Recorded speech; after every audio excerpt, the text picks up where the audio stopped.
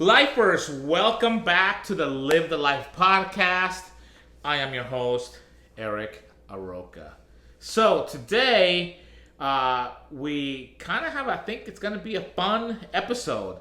We're going to be talking a little bit about one of my greatest challenges and how I overcame it and what happened and the whole kit and caboodle. So stay tuned for that. That's going to be a lot of fun. I do want to mention also that the book project number 3 of Ignite Your Spark is in the works. It's about 3/4 of the way done. So you're going to start seeing more and more information on social media stuff. So, hey, want to get you involved on it. I'm going to be asking for votes on subtitles, on covers, all sorts of stuff, giving you a little short glimpses of the book so you can kind of see what it's going to be all about. And I think it should be a lot of fun, so stay tuned for that. Also want to mention that for all of our subscribers out there, and really just anybody out there in general, both of the From Burnout to Brilliance and Live the Life You've Always Imagined, those books are available in for bulk orders. So if you have a team you want to get books for, hey, this is the perfect time. All you've got to do is DM me, just contact me on any of my social media platforms. You can even make a comment on the comments on this channel and just say, hey, I'm interested in bulk orders.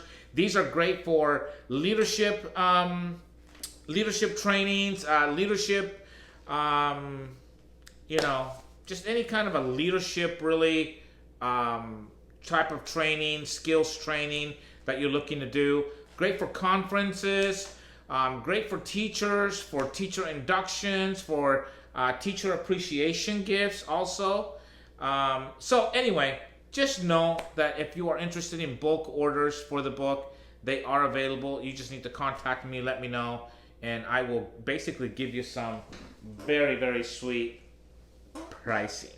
So know that that's there. Okay. Before we dive in to one of my biggest challenges, I do want to announce today that making her debut on the Live the Life podcast, the one, the only, little Sophie. So if any of you have wondered what she looks like, hey guys. Hey, here she is. So like a true lifer, Sophie, yeah. Like a true lifer, cheers. Cheers. What are you drinking, by the way? This is how you order, okay? Well, not how you order, but this is how you should drink Diet Coke. It's a Diet Coke with fresh lime and coconut cream. It's so good. I can't believe you don't like it. Do you want to try it? I want to try. Have I had it? I don't think I've had it. I don't know. You probably have. I don't know. I just don't like Diet Coke anymore. I used to live by it, but that's part of the story. This is part of the story. This is probably the most tragic thing that happened. It was probably the most tragic. I'm glad you brought that up because I would not have even brought that up. My gosh, what am I thinking? It was the worst day of my life. All right. What's in it again? Diet Coke, lime, and coconut cream. Oh, that's very close to what I'm drinking. Well, yeah, okay, let's see. But I don't know if you're going to like it. Ooh, yeah, too coconutty. Ooh, yikes! Holy smokes! He doesn't like a lot of coconut. Whew, that is strong. All right, well, I am sipping on a Coke Zero, as you all know. Coke Zero and what? Coconut and then lime. It's a dash of coconut where she puts in the full amount. How many squirts do you get for coconut? For a 32, this is a 32. It's 3. 3? How many do I get? Like half of one? I get half a pump of coconut and the full whatever of lime, and it is like the perfect combination. So anyway, we are not sponsored by Fizz, but I work there. But Sophie works there. So hey. Cheers. All right. So good. So, like I was saying, for any of you who have wondered what Sophie looks like, I'm Here his she is. favorite So, daughter. so she is the one responsible for all of my giggling and uncontrollable laughter at any point of the podcast, because she usually sits right over there in my office, and literally we are on such a wavelength, right? Yeah. We were talking about this the other night. We are on such a wavelength that she literally will just... we can read each other's minds, Yeah, basically. and she just cracks me the hell up. And once she cracks me up, don't start. Once she cracks me up, there's no stopping it. Like, my eyes get watery. Look, like, can you tell? Like, my eyes are almost watery because I'm going to start laughing in a minute. So, Yeah. none of that today, Okay. because we got to get through this. I'll try not to. Okay. If you do, we will never get through this because we I will know. just laugh the entire time. I know. All right, and we do have to talk about some serious stuff. So, I do want to talk to you guys about, like I said, my biggest challenge, or I should say one of my biggest challenges, physical, mentally, emotionally, what else? Am I leaving anything out? You know, just a huge challenge in my life. And I always downplay it. I downplay it like it wasn't that big of a deal. Come to find out, it's a pretty damn big deal. And I'll tell you why I downplay it. But first, before we dive into that, part of what I want to talk about is like people, you know, one of the things that I learned about this experience, this challenge that I went through, is that really the people that are around you, the people that really care about you, is the only thing that really matters in life. Like, forget about cars, homes, luxury items, your job, your title, whatever it is you deem as important in life. None of that crap really matters at all. Because I feel like when S hits the fan... Notice how I didn't swear? Because my daughter is here. Oh, wait, have I sworn? Have I sworn with you on the podcast? I don't like full out cuss, but I'll say shit because that's not a swear word. So when shit hits the fan, y'all, when shit hits the fan, you want to have, you know, great people around you to help you get through those difficult moments, whether it's a health scare, you know, economics, financial, job loss, mental, whatever it is. You want great people around you to build you up, to help you through those tough moments. So keep that in mind.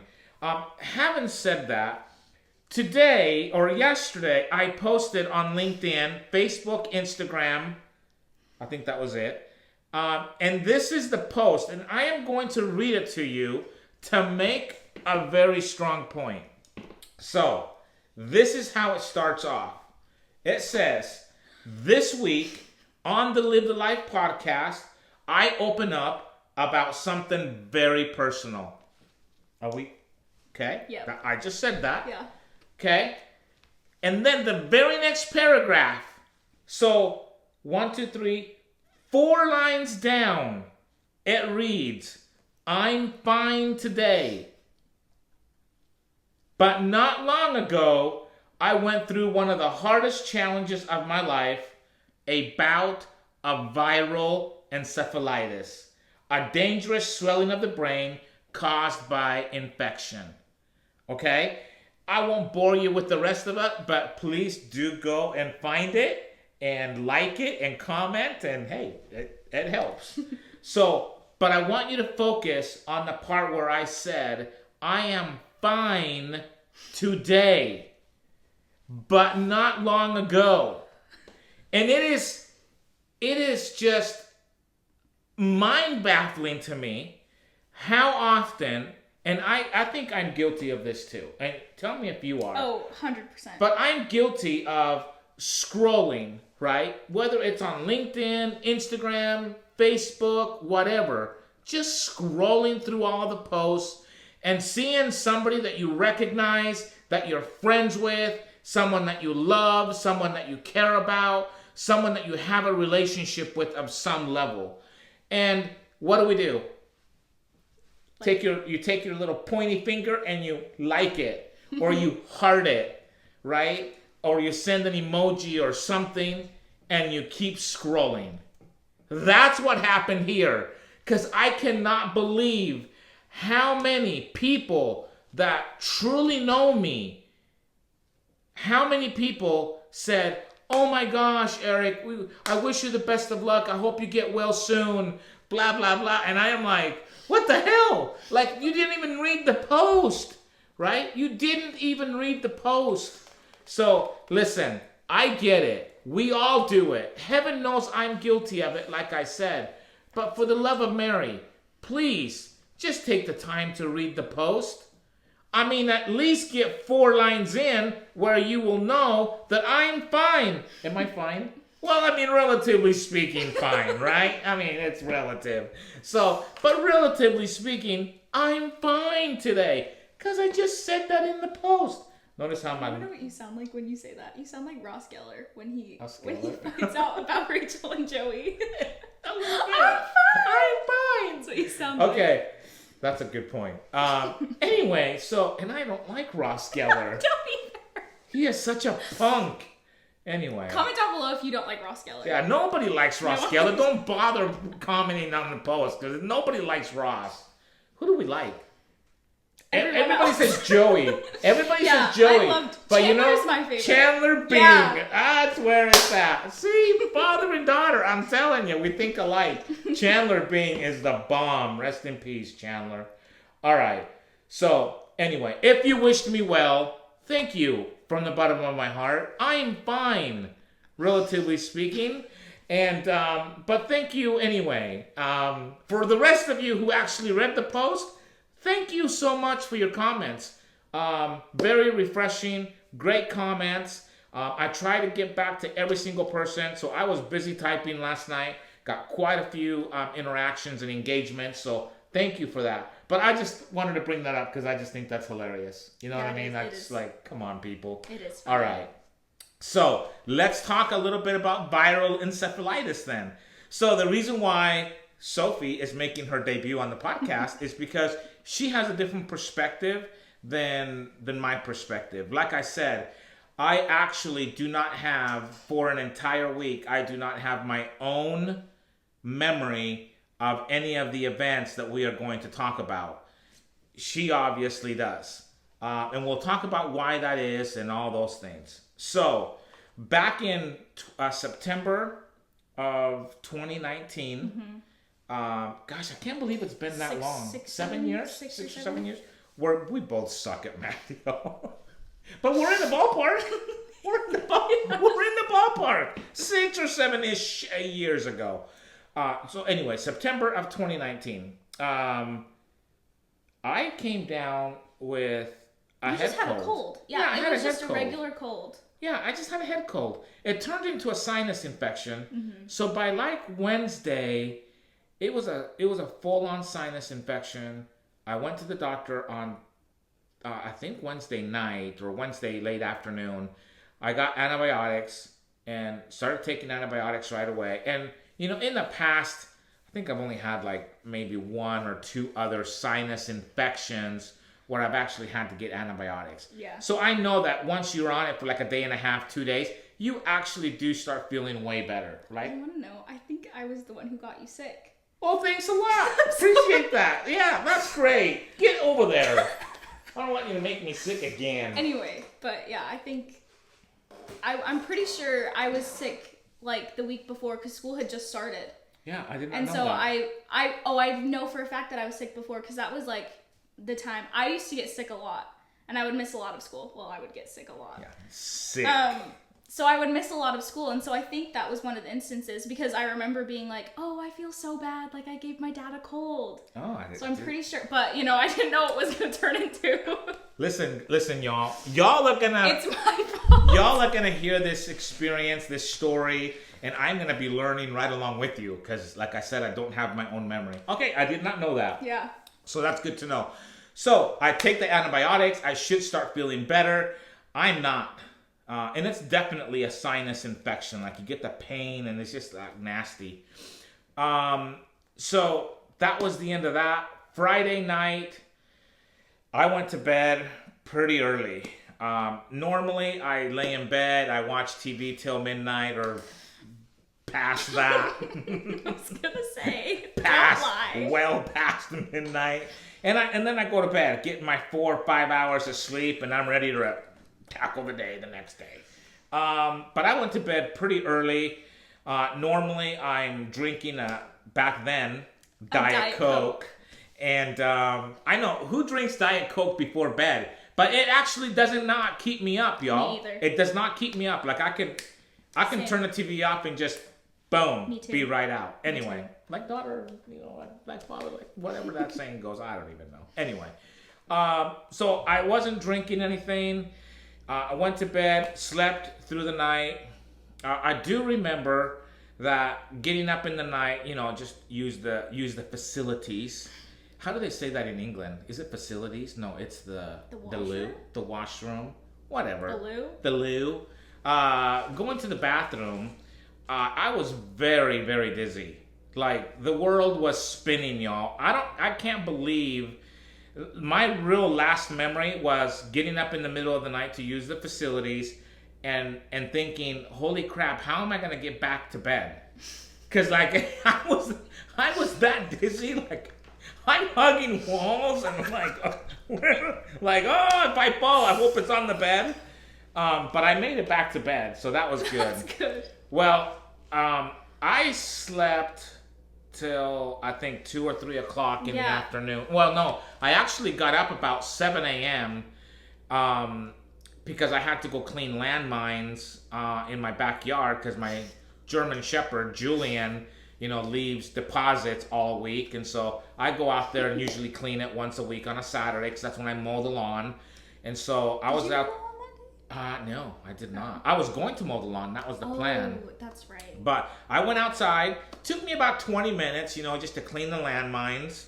And for those of you who are going, what is landmine? Poop, all right? So I go out there, clean the poop off the backyard, from the backyard, and I was so exhausted. I was so tired. I just went back to bed. And that's my last memory. That's my last memory. Really? Yeah. That's like my memory. Wow. Right? Yeah. Weird. Maybe not. I actually had one more memory after that, or maybe one more memory after that. But my wife had been out with my mom. Yes, and I was with my mom. We were with his mom, and we were making empanadas. Right? Yeah, so we were gone and by pretty the way, much all day. We didn't get back home until like 2 or 3 o'clock in the afternoon.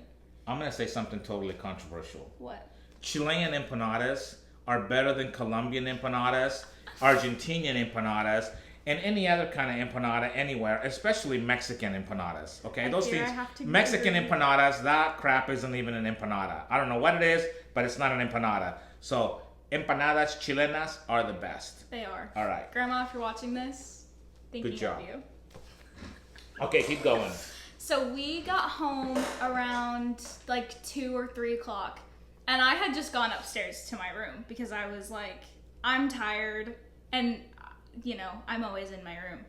So my mom is downstairs. She's goes in to check on him, and I get maybe an hour later, 30 minutes later, my mom is yelling at me from the top of the stairs, and she's like, Sophie, and I'm like, what do you want? I'm like, I'm trying to relax, like what?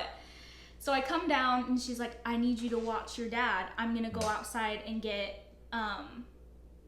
our neighbor. He was mowing our lawn for us. He would do that a lot. He would just come and mow our lawn, and then he would leave. Yeah, he would actually mow the side yard all the way up to the fence, and then the front yard. Yeah. And then I was responsible for the back. But, yeah. I mean, talk about freaking awesome. Like, what's his name? Talbot. He has an old school name. I can't remember it right now. But anyway, way to go, dude. So she's like, I'm gonna go out and get our neighbor. And I was like, okay. I was like, what do I have to watch him for? He comes out and he's like, Sophie, just go back up to your room. He was like, I'm fine. You don't need to watch me. So I'm just kind of like, I sat on the stairs, like in the middle of the stairs just in case. And then my mom comes in, they come in. And then I was just like well, okay, they don't need me anymore. So then I went back up to my room. And then this is like my mom's kind of perspective. She was saying that when she came into the room, he was not making sense at all. He was saying, like, get me the yellow. Like, the yellow? And my mom was like, the yellow what? And he was like, just get me the yellow. And so she's like, kind of like a little skeptical. He's saying other really, really weird things that just aren't making sense. And then she starts to video him.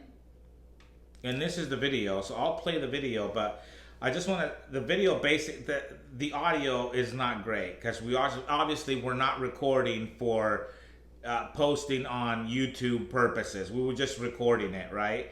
And so the audio is not good. So I do want to like set the stage for what you're going to see. I am laying in bed and I have a BYU like little half zip little thing on. Go Cougs. And I'm just laying in bed talking to my wife and she's asking me how I'm doing and nothing I say actually makes any sense. Like I might say like, I'm fine. Yeah. Of whether I need to get help for you or not. I'm good if I'm good at that. If I'm not going to be good at that, if I, He would go in and out of consciousness. So when my mom came and got me, is like he was starting to act weird again. And then I came downstairs and he comes out and he's like, I'm fine. Like, just continue what you were doing before. So then that's why I was confused. And I didn't know that until we had gotten to the hospital. But so part of what's really funny about this is I think trying to pretend like I'm fine because Selena, my wife, is saying, she's freaking out. So she's saying, well, I'm going to go outside and get brother, we call him Brother Talbot. I cannot remember his freaking first name. I can't, how embarrassing is that? But anyway, I'm going to go out and get our neighbor and have him talk to you just to make sure that you're okay. And my wife says that every time she said that I would like snap out of it or something, and I would be like totally coherent, totally understandable. But as soon as that was over, it just went to like, I can't understand a thing you're saying. You don't make any sense. And I wasn't even really getting words, like full words and full sentences out.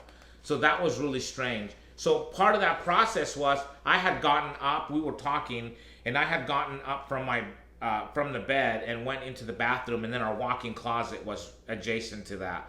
So I went to the bathroom, and I don't remember this, like I said, but she said that I used the facilities, and then I was trying, when she came back from talking to the neighbor, she came back in and she saw me trying to put my pants on.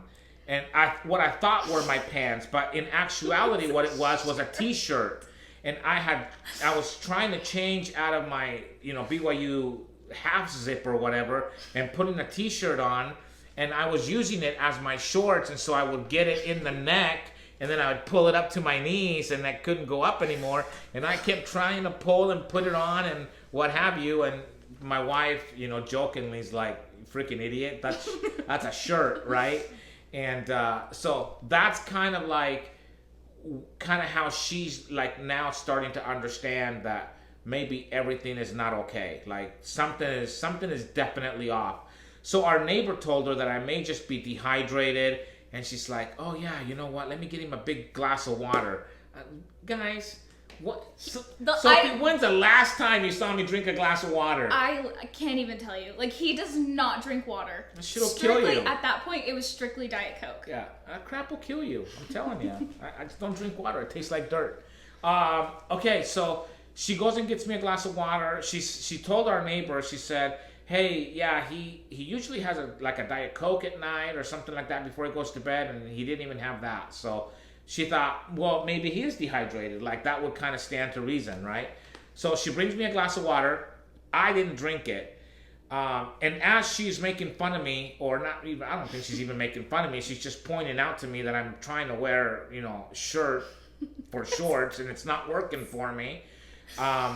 She's saying, hey, I think there's something really wrong with you. I think you may be having a stroke. Yep. because of my slurred speech, short sentences, or not even full sentences, and my personality was definitely being altered. She said I would just start laughing. I mean, I'm a pretty laughy guy anyway, but I would just start laughing out of control at her or anything that she said. It was very weird. Like, yeah, it was like a hysterical kind of laugh. Like, it was so weird. Like, I don't even know. Like, I think in some of these videos is like where you start to laugh, but it was like he was not himself, and you could definitely tell. So we did think that originally he was having a stroke. So then he ended up leaving, and he was like let me know if you guys need anything or whatever. And so then my mom was like, Eric, we need to take you to the hospital. And she said, I remember her saying, so this is the weird thing, is in that window, the window is probably 30 seconds, or if actually probably shorter than 30 seconds, where she says, hey, I think there's something wrong with you. I think you're having a stroke. We need to get you to the hospital. And at that moment, I had like a fraction of a moment of clarity in my brain. And I said, I think I'm having a stroke. Get me to the hospital. Well, and I think at first, too, she kept saying, like, we need to take you to the hospital. And I think you were like, no, I'm fine. Like, I'm not going to the hospital. Yeah. And then after that, when she was like, Eric, we're taking you to the hospital, he was like, okay, yeah. Like, let's go. Yeah. So it's kind of weird. Yeah. So she calls my son, because he lived in the town just down the road from where we lived. Like, when I say the next town, he was like 7 minutes away on driving 10 minutes maybe. Mm-hmm. And there's a small like community hospital there. And I won't divulge the town. Well, I guess for anybody in Utah who's watching, we lived in Spanish Fork. The hospital is in Payson, where my son lives. So my wife calls ahead, calls my son, and says, hey, something's wrong with Dad. I don't know what. He's out of his freaking mind or whatever. I don't know. Maybe he's having a stroke. Meet me at the hospital. And I'm not sure why she even called Alec. Maybe it was just for like support. Yeah. Kind of a thing. Because, I know why. Because she thought, I can't get him into the hospital by myself. But she could have just got the people there to help her. I mean, I don't know. Anyway, she probably wanted a friendlier face. Yeah, she probably just wanted, somebody like that. So one of the funny stories is that I get out of the car, he comes over to help me, and what was it that I said? It was something who's that good-looking son of a bitch? Yeah, or he something said, like who's that good-looking son of a bitch? Well, So, he laughed and pointed. Yeah, I laughed, like giggled, and was pointing at him, and I was like, who's that good-looking son of a bitch, okay? Yeah, that was so funny. It runs in the family. I mean, yeah, runs look in at the us. family. So anyway, that was kind of the thing. So she checks me and does the, whatever, and I go into the ER. So the story goes that while I'm in the ER, that my personality by this point has already pretty much altered. Like, it's not the Eric Aroca that you see right here, the lovable me that y'all love, okay? It is an altered Eric, and it's basically one that is just using every form of an F-bomb that you possibly could use. I'm like, F that, F you, you mofo. I don't think you started saying the F word until the Sunday. No, I really was going off on the doctor, the ER doctor, and calling him a mofo and just all the F words strung in combinations you've never heard before, apparently. And the ER doctor came to my wife and told her that he was highly offended, that he was ex-military, and no one in the military would even talk to him like that. And so he'd come back over, and she's like, well, actually, he loves the military, and he totally supports military, and he doesn't speak like this normally. Like, this is not who he is. And he'll say the F word, but it takes a lot for him to say the F word. And I think that's pretty true, right? Yeah. Yeah. You have to be really mad. Yeah, anyway.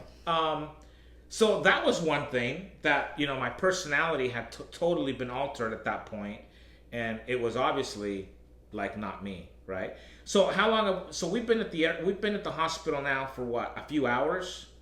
Yeah, we were there for a few hours. Me, my brother, and my mom were there first. My sister was at the movies with my cousin, and then we actually we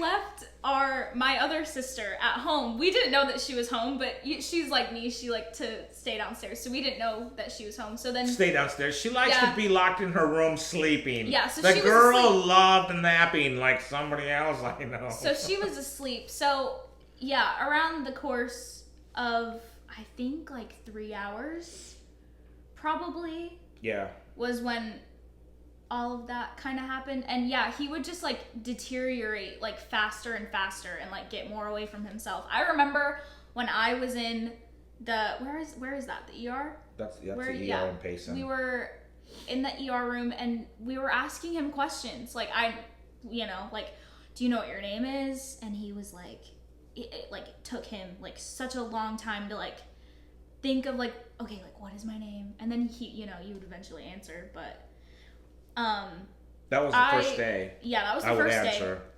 I left to go to the waiting room because, you can only have so many people in the ER room at a time.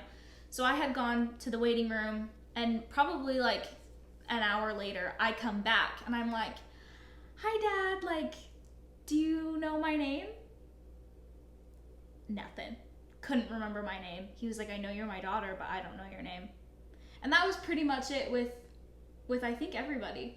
Yeah. Yeah, you couldn't remember my name. You couldn't remember our siblings' names. I don't think you remembered Mom's name. They apparently would ask me where I was at, and I couldn't tell them where I was. And what's weird is he would, if we asked him questions, he would answer, but he would answer like 10 years in the past. So he was we were asking like, oh, like where do you work? And he was saying, oh, that's way later. That's in the week. Are you sure? Yeah. That's in the week. But what I do want to say is here's a little clip of what it was like in the ER. Now, there's no F-bombs, so don't worry about it. But you can kind of just tell, like, I'm really just laying there, staring, and I may be talking a little bit, but it's just like staring off into the ceiling, and there's not much emotion. There's not much like facial, anything, right? And so just laying there. Anyway, one thing that was interesting is I had quite the headache, and it wasn't like a pounding headache. Like you get a headache and you can feel the pulse inside your head just going. It wasn't like that. It was more like a pressure headache. It was more like an elephant was standing on my head, right? Kind of a headache, and it hurt everywhere. Like apparently if the doctor would grab me by the face like this, it would hurt like excruciating pain. Or when they checked my ears, or when they kind of just do your makeup and they check your head and move your head around, and apparently that's why I went on an F-bomb tirade. Anyway, so there's that. So in that process that night, my daughter who was at the movies finally gets the messages that we're at the hospital, blah blah blah, with me. How did Celeste get to the hospital? I think Celia picked her up. So my other daughter, Celia, picked up Celeste, who was sleeping that had been happy. So they get to the hospital. So now pretty much the whole family is there. Family's here and we're jamming out. What the hell? The video. Anyway, and then I think Selena started telling my family members or what have you, because my mom is there, and then my sister Karen, who is a year and 3 days older than me, showed up. And if you all will remember Karen, she did the podcast a few episodes ago. I'll put the link in the description so you guys can go check it out. It's actually really good, talking about how we became American citizens and our experience with that. But she was talking to my wife, thank goodness, and she told her, you've got to get your husband, you've got to get Eric transferred out of here. Now, I want to set the scene. Payson has a wonderful hospital, okay? It's a good facility. but they're not fully equipped to take care of a lot of like, more advanced things or, serious. It's just like a small serious town things. local hospital. Yeah, it's a small town little hospital. Yeah. I call it the animal hospital. Because right across the street is a vet hospital. And so I just like, yeah, you took me to the veterinary, you took me to the vet, to the animal hospital. So thanks to Karen, my wife talked to the doctors, did all that, and she said, listen, we have to get him transferred to Utah Valley. Utah Valley is in Provo, bigger city, very well-known facility, I think it's an excellent facility. Anyway, great place. So they get me they transport me from Payson, and we're talking about like maybe like 12 miles, 13 miles, if that, 10 miles. So I go on the transport, I get on the ambulance, lights on and everything. And, you want to know? And you know what pisses me off the Yeah, most I was about just this whole experience? I just gonna rode say it. in an ambulance. And he doesn't remember it. He has always said like, oh, like I want to be in an ambulance ride. The one time that he's in the ambulance, literally no recollection of it at all. No recollection. It just freaking sucks. Sucks. Anyway, one of the things that I think is interesting, I think this is the next day because my phone is saying September 30th. Also, yeah, that was Sunday. I also want to say that like the nurse at the Payson Hospital, he loved her. She was a cute little lady with blonde hair. I can't remember that. I can't forget that. Jessica. And he would ask for a Diet Coke. She'd be like, can I get you anything or whatever? Like, do you want any water? And he'd be like, no, but do you have Diet Coke? And she was like, well, I can't actually necessarily give this to you, but like, I'm going to give it to you anyway. So I think that was the last time that I think that is what made you not couldn't swallow that crap. like Diet Coke anymore. Anyway, I just wanted to put that out because that was the worst. I couldn't drink it. I couldn't swallow that stuff. It was the worst. It was possible, nasty. To this possible day, thing it that tastes could like. happen. To this day, if I drink a Diet Coke, it just tastes like I'm sucking on old rusted pennies. It's so sad. That's what it tastes So like. sad. Okay, so one of the things that I want to say is they were trying to test me for all sorts of things. So before we continue in the story, let's talk a little bit about what is viral encephalitis. So I got my trusty computer up here, and it says viral encephalitis is inflammation of the brain due to a viral infection and may also result from the body's immune system attacking brain tissue. Common viral culprits include herpes, simplex virus. So yeah, I got tested for herpes. Negative. They tested me to find out if I was having a stroke. Mm-hmm. It came back negative. They tested me for all sorts of things, and everything that they tested me for that they thought could possibly be wrong with me came back negative. So basically, the virus or the infection enters the bloodstream, crosses into the brain, and replicates and triggers cerebral swelling, edema, and inflammation. So that was what was going on in my head. Basically, in layman's terms, I have brain swelling, y'all. Okay? So people that are my age, who are in their 50s, usually if really young people get it, like really, really young kids, we're talking like toddlers, if they get it, they usually don't survive it.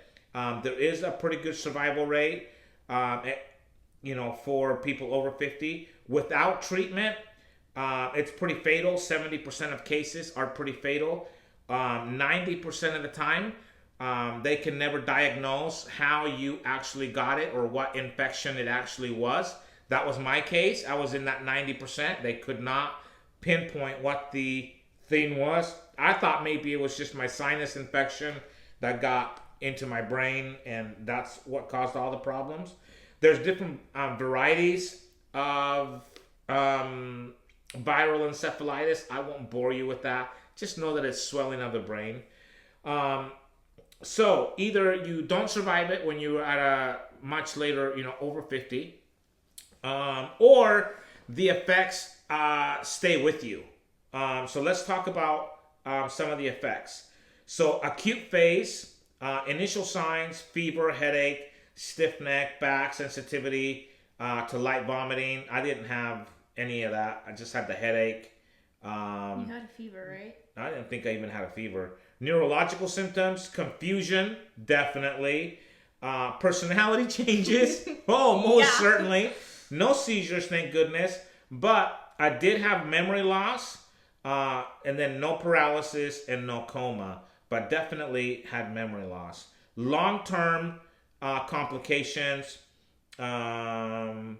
could be impaired intelligence, which we all know I don't need that.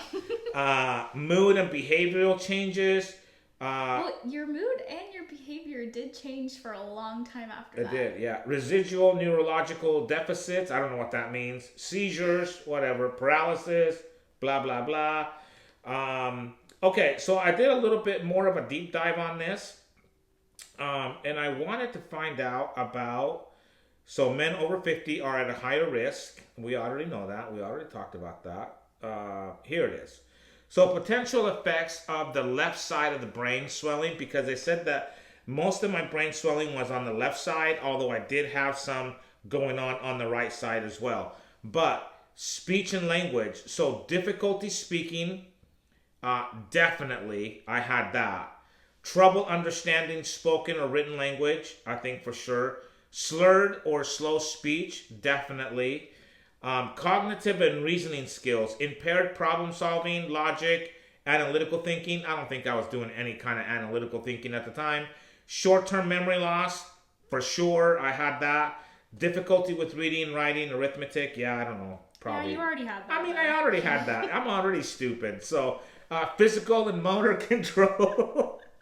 Weakness or paralysis of the right side of the body. I didn't have any paralysis. Poor coordination or fine motor skills lost in the right hand or arm. Yeah, definitely. I'll show a picture or a video where I'm trying to eat ice cream, and just the way I'm holding, I can't. Yeah. I don't have the dexterity, the motor skill, ability to hold my spoon how I would normally hold it. So I'm literally holding the spoon like this so and trying to eat ice cream. It's gonna fall on you. Mush, mush, mush. You get mush mush.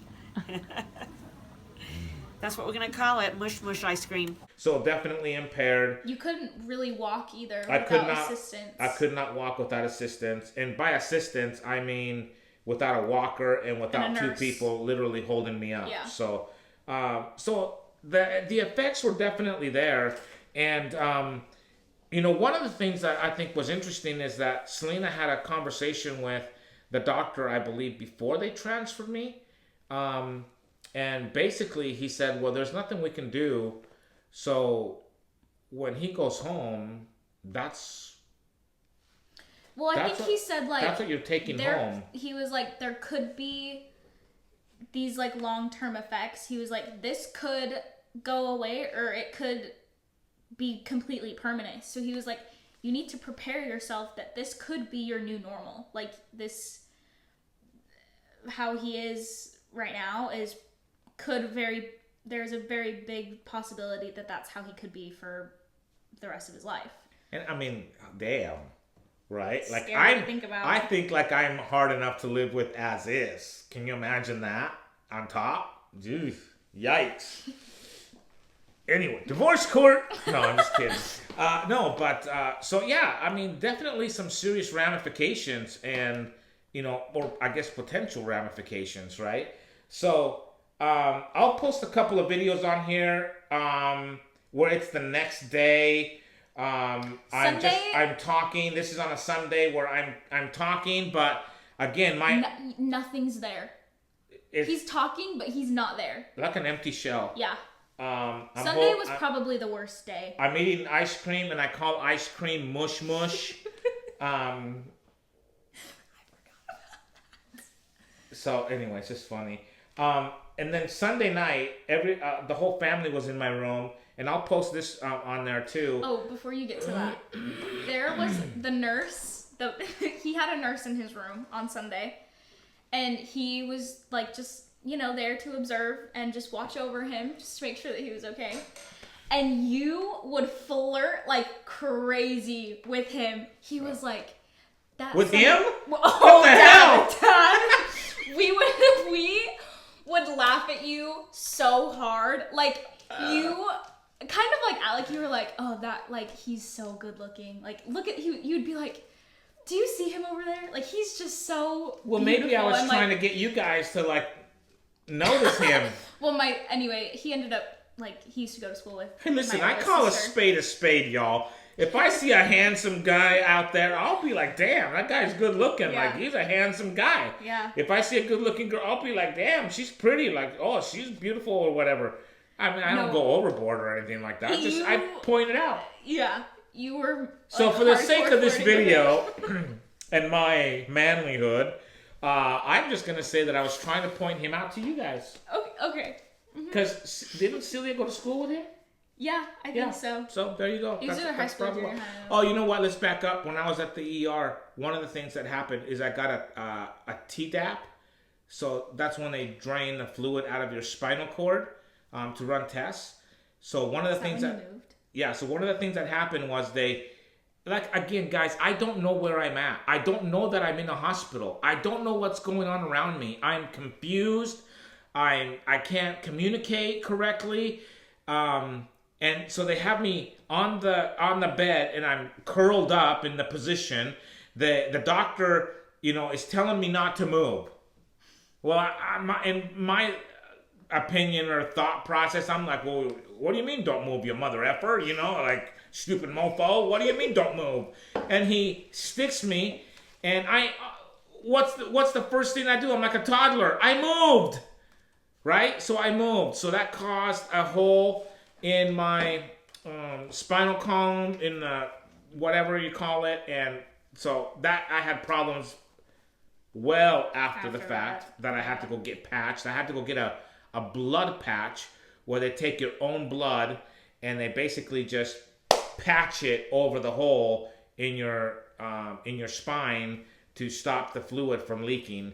Because I had really bad headaches and I had all the symptoms. They were like, "Oh yeah, you're bleeding from you're leaking spinal fluid." So I had to go get a blood patch done for that. Thank goodness. But the second time around, when they pulled it out and they were gonna do it, the nurse, this angel, she basically just. I remember I had one arm like around my side right here. She had her arm like that and like totally engulfed me, and she was whispering in my ear, and I don't know what she was whispering. She was probably whispering, "Don't move," everything's gonna be okay. You're at the hospital. I don't know what the hell she's saying. I don't know what she's saying to me, but I remember her presence, and I do remember her voice, and I must have been totally calm because they did the procedure, and then they whisked me off into the ambulance, and I went over to the big facility, to the big city hospital. So I'm at the big city hospital that night on Sunday night. And my whole family is there, or most of the family is there in this video. And I'm singing what song? I'll Melt With You by Modern English. How does it go? I'll stop the world and melt with you. See the difference and it's getting better all the time. We would do that. We had done that on Saturday too, because if you know my dad personally at all, he was a teenager in the 80s, and that's kind of his entire personality. I'm not gonna lie. No, I'm just kidding. So that was something that he bonded over with all of his kids over, is 80s music. He would teach us about 80s music. All we would listen to in the car growing up was 80s music. So we were like, okay, like let's try and like jog his memory. Like let's play music because that's something. Oh, wait a minute. We can't just say 80s music. We did not listen to frickin' Cyndi Lauper or any of that crap, okay? Yeah. All Good right? 80s music. Dance Good. music, new wave, and heavy metal. Yeah. So we had done that on Saturday as well. I don't know if you knew that. I did not know that. We would, that was like another thing that we were trying to do and it was like the whole time, like we were just playing music. It was that radio station that you loved most of the time. We just had that on. There was like a local radio station that would play like all of like the new wave and 80s stuff and that kind of thing. So then Sunday, I don't know if she had the radio station playing or if she had just had like a playlist playing. I think But it's that just a was playlist. the song. That was the song that came on, and he started to sing along, and we were like, "What? He's singing? Yeah. Like this is I sing the whole thing, like whole thing." But he's again like staring off into space, like not really like connecting that he's singing the song. But that was like huge because again, still very, very little recognition of who we were. So it was like, that's probably like the one thing that we all kind of get emotional about is that night when you started singing that song.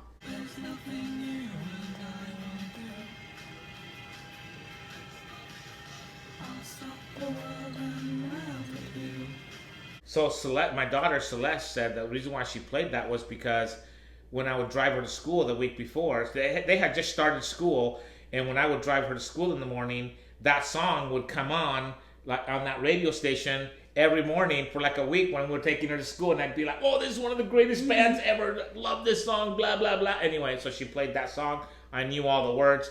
Enjoy the video. There you go. All right, so now it's October 1st, and This is kind of when he started to like turn a leaf. kind he of was, started like, to come around. More recognition. I'm pretty sure I'm pretty sure you knew who we were at that point. Yeah. So in the morning of October 1st, it looks like I'm visiting with my wife. I've actually had a few visitors, some friends, some dear friends of ours that came to see, the show. Family. And More family. family, yeah. And so I'm actually like looking at the video. I'll play it right now. I don't know. I can't You shit were in about the it. stadium full of them, actually. Yes. And I look and I sound pretty good. Like something's still a little bit off, but I'm actually doing much better.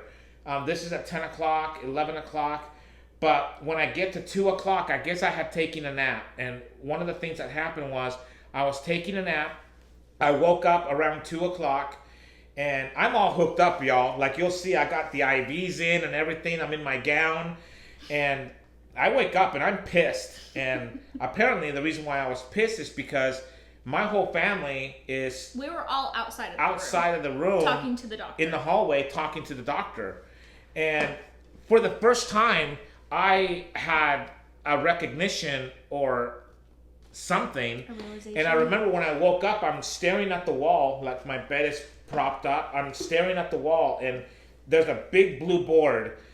It's got the nurse's name and all that, all that His stuff on chart, it. if And it you says will. Intermountain Healthcare Center or whatever, hospital. And then it says oncology ward. And he Dude, was I like- used to be a pharmaceutical sales rep, so I know what the hell oncology means. It means the cancer floor. Okay, so I wake up and I'm thinking, oncology ward? Oh shit, I got cancer. Like I have a brain tumor or something. I'm gonna die, So I'm pissed. And I'm like thinking, why in the hell are you they all outside? giggling out there and freaking talking out there when you should be in here talking to me? So I kid you not, I was so furious. I was getting ready to just yank all the IVs, yank them out, and walk the hell out. Like I was mad. My wife comes in and tries to calm me down, and you'll see in the next video, she does not do a very good job. I am pretty pissed. Okay? So enjoy that. That's a very vulnerable moment for me because I really don't like people to see me in this light, especially with my wife.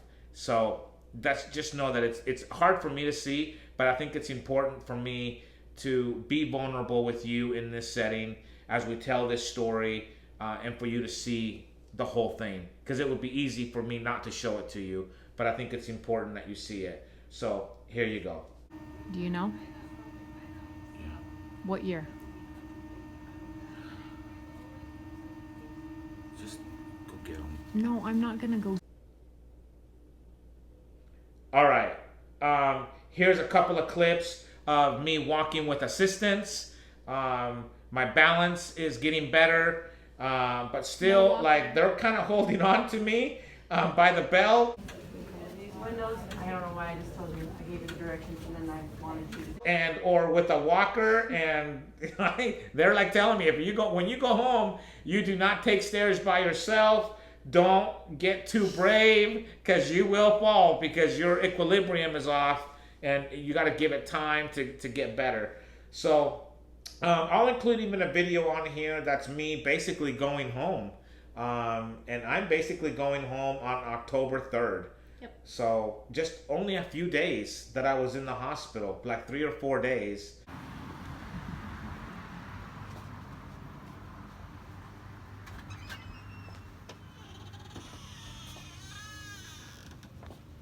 And progressively got better and better, to the point where they just said, there's nothing we can do for him.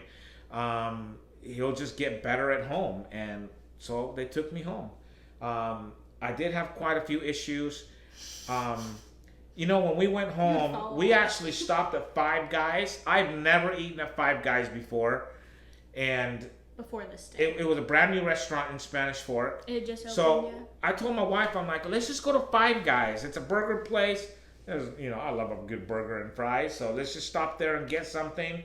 So we stop, and there's two women with like little kids sitting on the booth right across from us, and one of them has blonde hair and just looks so familiar. I was like, oh my gosh, where have I seen her before? But remember, my brain is still like out of whack, and I can't recollect. I can't like think about where I've seen her before. I had short-term memory loss.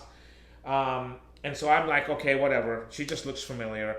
My wife was getting drinks for us, and I think that's the first time I tried Coke Zero. I think that might have been the first time I had a Coke Zero, because I sure as hell couldn't drink a Diet Coke. Guys. So sad. It's so sad. So this lady gets up from her booth, goes and gets a drink. My wife has just come back. She's walking back, and I don't want to, I want to make eye contact, but I don't want to make eye contact. Doing one of these, So we make eye contact, and she goes, hey, it's you. As soon as I heard Her voice. the first syllable from her voice, the first sound of her voice, I knew who it was. It was that angel voice that I had heard as she calmed me down during my spinal tap. And so here's a picture of her, me and her at the restaurant. And she's great. She is one of my heroes.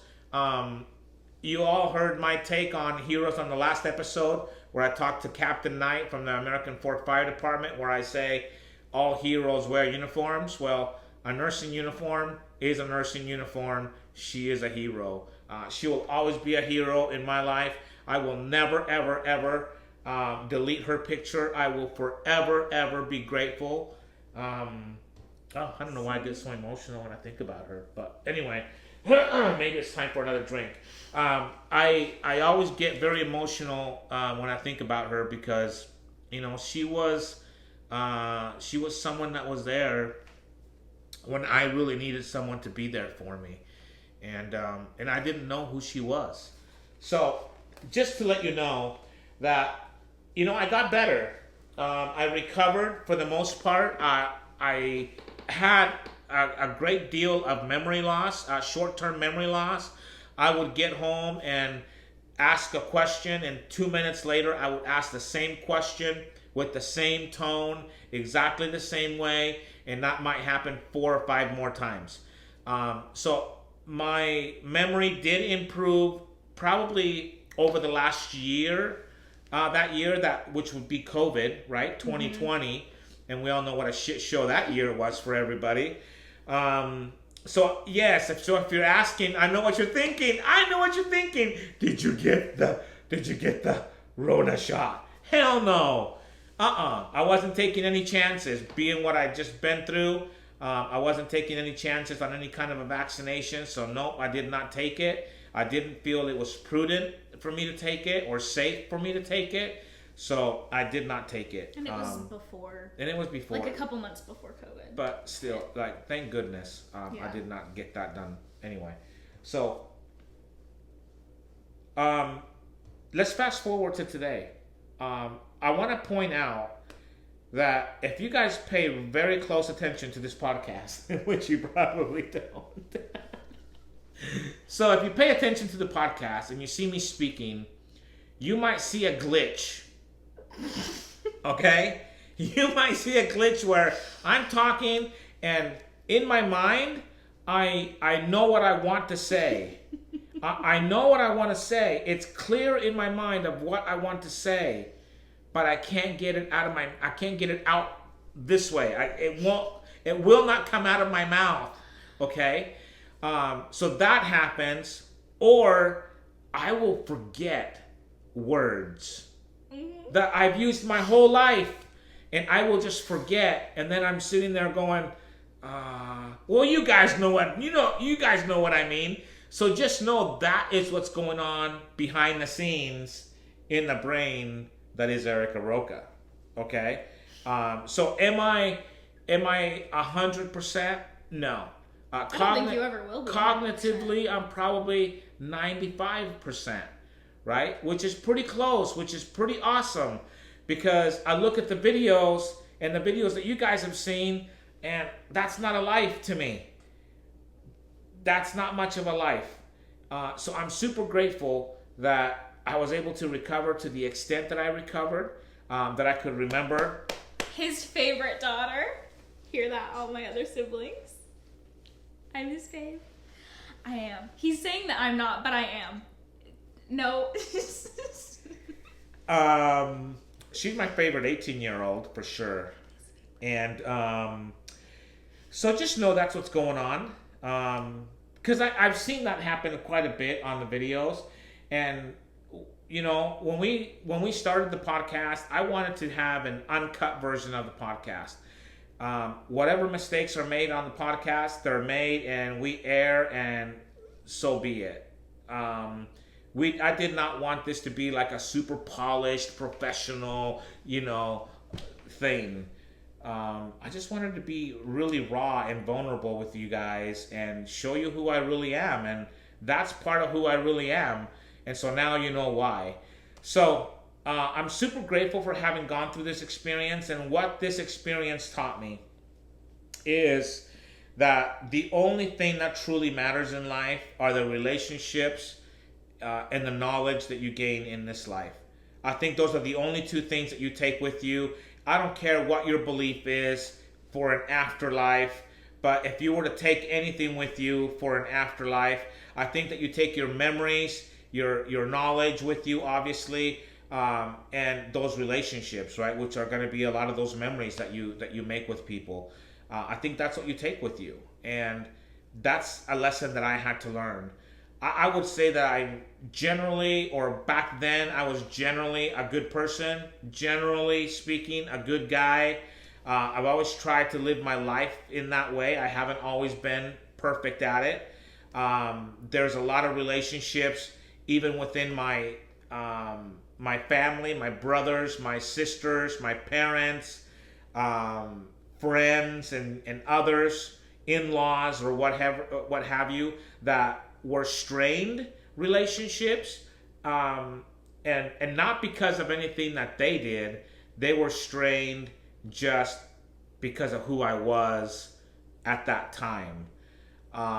One of the things that I came away with from that is, like I said, the importance of building relationships with people, and the importance of making things right with people that I had hurt in the past, or that had not treated well, or what have you. So actually, in the hospital, I made a list. It had 32 names on it. I know, only 32. People are funny about that when I tell them that. They're like, only 32? And people are like, damn, 32? So it just depends on who you are, whether you think 32 is a big number or not. I thought it was significant. And the thought that came to me in the hospital at nights when I couldn't sleep because this thought that I was having would not allow me to sleep at night. I could take a nap or whatever during the day, but at nights I was not sleeping because of this thought. And basically, I made a list of 32 people that I needed to contact and speak to face, and apologize face for my behavior, for anything that I had done to offend them, to strain the relationship, what have you. I did that. It took me 2 years, almost to the day, to do that. And it was not easy, not only because of the size of the list, but because some people I hadn't seen since high school, you know. But I won't go into all the details for that, but just know that that's one of the things that I learned. And I would say that was the key takeaway moment for me. So I would say today that my relationship with my wife is vastly improved, although I believe we had a great relationship before that. But now I think it's even better. I think my relationship with my kids is even better. The relationship with my siblings, which was definitely strained with some of them, and that's better. With friends, that's better. So is it perfect? No, it's not perfect because I still am who I am. But I'm trying, and I definitely try a lot harder. I definitely try to see things with a little bit more empathy these days, to treat people with empathy and with compassion. And so this experience has been very, very life-changing for me. And I'm glad I went through it, like I said before, and I'm glad I was surrounded by great people who could see me through that. So know that today I am 95% great, and that's pretty damn good. 95% great. So if I responded back to your, oh my gosh, please get better soon, I'm sending prayers, and I responded with a laugh emoji, now you know why. Right?